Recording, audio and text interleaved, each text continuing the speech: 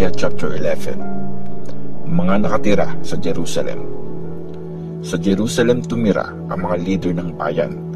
Tapos, nagpalabunutan naman yung iba para pumili kung aling pamilya ang titira sa banal na city ng Jerusalem. Isa lang sa kada 10 pamilya ang pipiliin. Tapos, yung iba naman sa ibang bayan titira. Pinuri ng mga tao yung mga nag-volunteer na tumira sa Jerusalem. Sa kanya-kanyang lupain, tumira yung ibang Israelites, mga priest, mga Levites, mga nagsaserve sa temple, at yung mga descendant ng mga servant ni Solomon. Ito yung listahan ng mga leader sa probinsya ng Juda na tumira sa Jerusalem. Mga kabilang sa tribe ni Juda: si Athaya na anak ni Uzziah at apo ni Zechariah.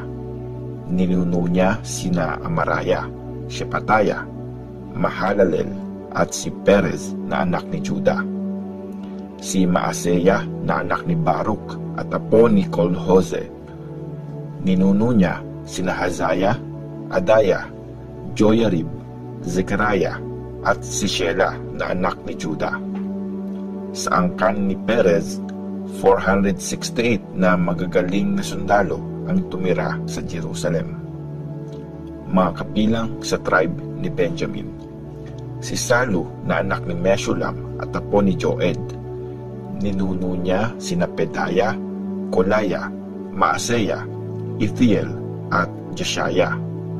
Sina Gabay at Salay na malalapit na kamag-anak ni Salu. Lahat-lahat 928 na Benjaminites ang tumira sa Jerusalem. Si Joel na anak ni Zikri ang leader nila, at si Judah na anak ni Hashenua ang sumunod sa rango niya sa city. Mga priest: si Jedaiah na anak ni Joyarib at si Jakin. Si Seraya na anak ni Hilkiah at apo ni Meshulam. Ninuno niya sina Zadok, Merayoth at si Ahitub na isang high priest. Bale, 822 ang lahat ng kasama sa angkan na ito na nagsuserve sa temple. Si Adaya na anak ni Jeroham at apo ni Pelalaya. Ninuno niya sina Amzi, Zechariah, Pashur at Malkijah. Lahat-lahat 242 katao na galing sa angkan na ito ang naging leader ng mga pamilya. Si Amashai na anak ni Azarel at apo ni Azai. Ninuno niya sina Meshelimoth at Immer. May 128 na magagaling na sundalo mula sa angkan na ito. Si Zabdiel na anak ni Hagedolim ang leader nila. Mga Levites: si Shemaiah na anak ni Hashub at apo ni Azrikam. Ninuno niya sina Hashabaya at Buni. Sina Shabbethai at Jozabad, mga pinuno ng Levites na in charge sa gawain sa labas ng temple. Si Matanaya na anak ni Mika at apo ni Zabdi, galing sa angkan ni Asaph. Siya ay naglilid sa pagkanta ng prayer ng pasasalamat. Si Bakbukaya na assistant ni Matanaya. Si Abda na anak ni Shamua at apo ni Galal, galing siya sa angkan ni Jedutun. Bale, 284 lahat ng Levites na tumira sa banal na city ng Jerusalem.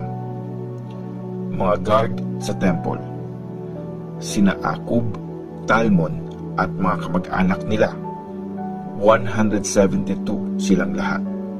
Yung ibang mga Israelites at mga natirang priests at Levites ay tumira sa ibang bayan ng Juda, doon sa mga lupaing minana nila. Sa Ophel naman tumira yung mga nagsaserve sa temple. Sina Ziha at Gishpa ang nagsusupervise sa kanila. Ang leader naman ng mga Levites na nakatira sa Jerusalem ay si Uzi na anak ni Bani at apo ni Hashabaya. Ninuno niya sina Matanaya at Mika, at kabilang siya sa angkan ni Asaph, ang angkan ng mga singers na naka-assign sa temple. May mga utos ang hari tungkol sa kanila at sa pagbibigay ng mga kailangan ng mga singer sa bawat araw.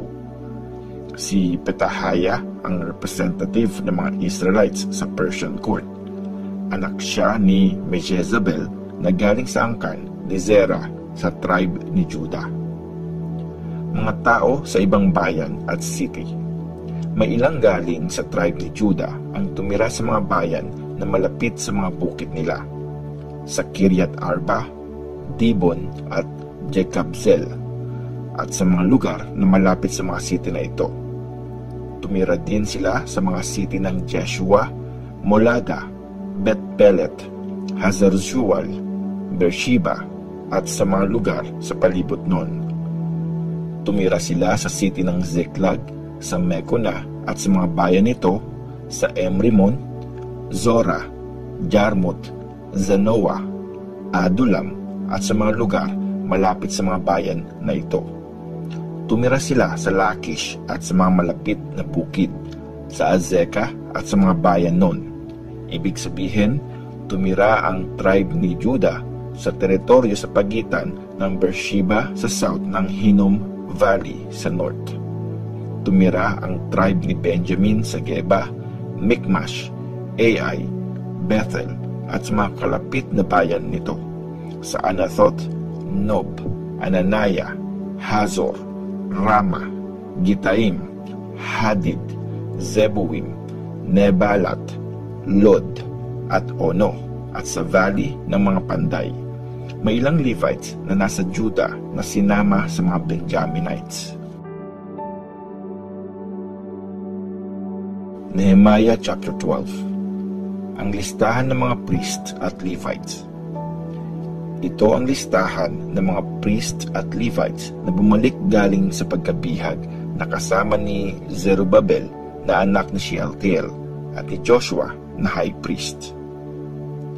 Mga priest: Seraiah, Jeremiah, Ezra, Amariah, Maluk, Hatush, Shekaniah, Rehum, Meremoth, Ido, Ginithoy, Abijah, Mijamin, Maadaya, Bilga, Shemaiah, Joyarib, Jedaiah, Salu, Amok, Hilkiah, at Jedaiah. Sila ang mga leader ng mga priest at ng angkan nila nung time ni Joshua. Mga Levites: Jeshua, Binuwi, Kadmiel, Sherebiah, Judah, at si Matanaya na in charge sa pagkanta ng pasasalamat kasama ang mga kamag-anak niya. Nakatayo sa kabilang side nila sina Bakbukiah, Uno, at yung mga kasama nilang Levites. Ang angkan ni Joshua na high priest. Si Joshua ang tatay ni Joyakim, na tatay naman ni Eliashib. Si Eliashib ang tatay ni Joyada, na tatay ni Jonathan, na tatay ni Jadua. Mga leader ng angkan ng mga priest. Nung si Joyakim ang high priest, ito yung mga leader ng mga angkan ng mga priest. Si priest Meraiah sa angkan ng Seraiah. Si priest Hananiah sa angkan ng Jeremiah. Si priest Meshulam sa angkan ni Ezra. Priest Jehohanan sa angkan ni Amariah. Priest Jonathan sa angkan ni Maluchi. Priest Joseph sa angkan ni Shebaniah. Priest Adna sa angkan ni Harim. Priest Helkai sa angkan ni Merayoth. Priest Zechariah sa angkan ng Ido. Priest Meshulam sa angkan ng Ginithon. Priest Zikri sa angkan ni Abijah at Minyamin. Priest Piltai, Moadiah. Sa priest Shamua, si Bilga. Si priest Jonathan, Shemaiah. Si priest Matenai, angkan ni Joyarib. Sa priest Uzi, galing sa angkan ni Jedaiah. Si priest Kalai, galing sa angkan ni Salai. Priest Eber, sa angkan ni Amok. Priest Hashabiah, mula sa angkan ni Hilkiah, priest Nethanel mula sa angkan ni Jedaiah. Ang record ng mga pamilya ng priest at Levites. Ni-record ang mga leader ng mga pamilya ng Levites at priest noong time ng mga high priest na sina Eliashib, Joyada, Jonathan at Jaddua. Natapos ang listahang ito noong time ni King Darius ng Persia. Nalista sa libro ng kasaysayan yung mga leader ng mga pamilya ng Levites hanggang noong time ni Jonathan na apo ni Eliashib. Mga gawain sa temple. Ginrupo sa dalawa ang mga Levites na under sa leadership nila Hashabiah, Sherebiah, Jeshua, Binui at Kadmiel. Salitan yung dalawang grupo na nagpupuri at nagpapasalamat sa Diyos gaya ng utos ni King David na servant ng Diyos. Ito ang mga guard sa temple na in charge sa pagbabantay ng mga bodega na malapit sa mga gate. Sina Matanaya, Bakbukiah, Obadiah, Meshulam, Talmon at Akub.